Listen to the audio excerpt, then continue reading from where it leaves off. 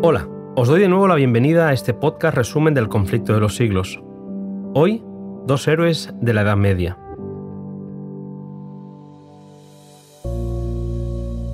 Los tiempos de los reformadores quedan lejos de nosotros. Las dificultades que tuvieron que afrontar poco se parecen a las comodidades con las que nosotros podemos vivir hoy nuestra fe.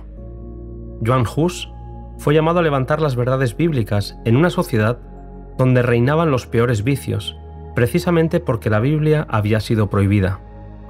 El Papa había declarado que el Omnipotente se complacía en que se le rindiese culto en una lengua desconocida, y que el haber desatendido esa disposición había sido causa de muchos males y herejías.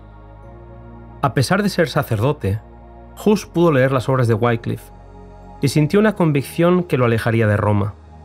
En aquel tiempo, llegaron a Praga dos artistas ingleses que pintaron dos cuadros en la plaza principal de la ciudad.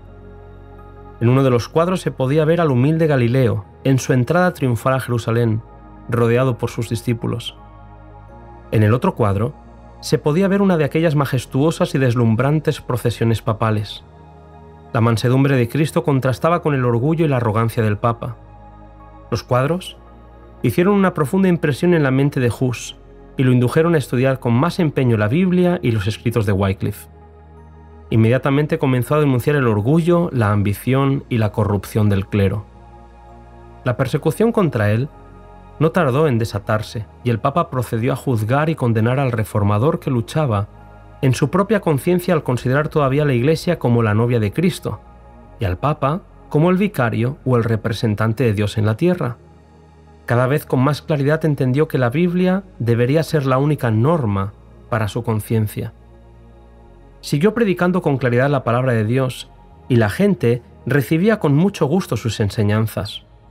Pronto se le unió Jerónimo, que también había estudiado los escritos de Wycliffe.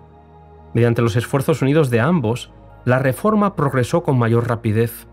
Poco a poco el Señor iba revelando más luz a aquellos hombres valientes que habrían de sacar al pueblo de Dios de aquellas densas tinieblas. Mientras tanto, en Roma, 3 eran los papas rivales que luchaban por el trono. El emperador se vio obligado a convocar un concilio en Constanza, donde fueron convocados los 3 aspirantes a papa y el mismo Hus como promotor de las ideas nuevas.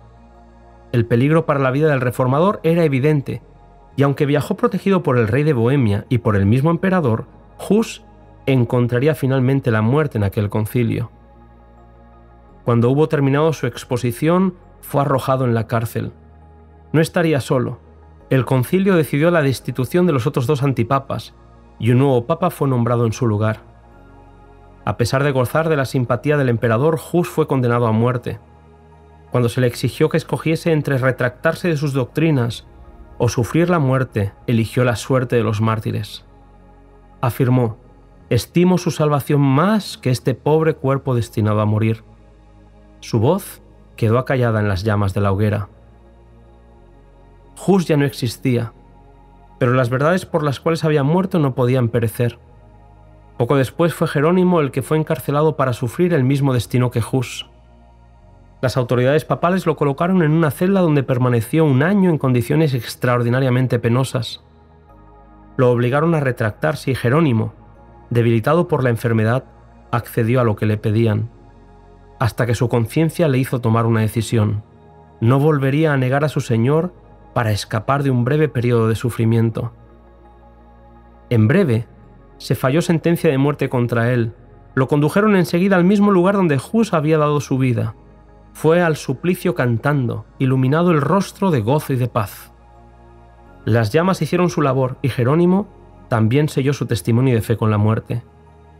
2 campeones habían sido silenciados, pero sus obras permanecerían con ellos para dolor de sus enemigos.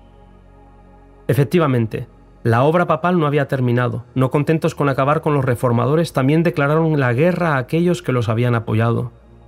Los príncipes de Bohemia habían declarado ilegal los juicios que habían sentenciado a muerte a Hus y a Jerónimo, por lo que el Papa organizó una cruzada contra Bohemia. Varias veces intentó conquistar la ciudad con grandes ejércitos, a los que les prometió la absolución y el cielo, pero una vez y otra fracasaron en su intento. Como en el pasado, lo que no se consiguió por la fuerza se conseguiría por la astucia del engaño, pero a pesar de los intentos papales, la luz de la verdad brillaba cada vez con más fuerza en Europa. Hasta aquí, querido amigo, este capítulo. Nos encontramos en el siguiente podcast, en la encrucijada de los caminos.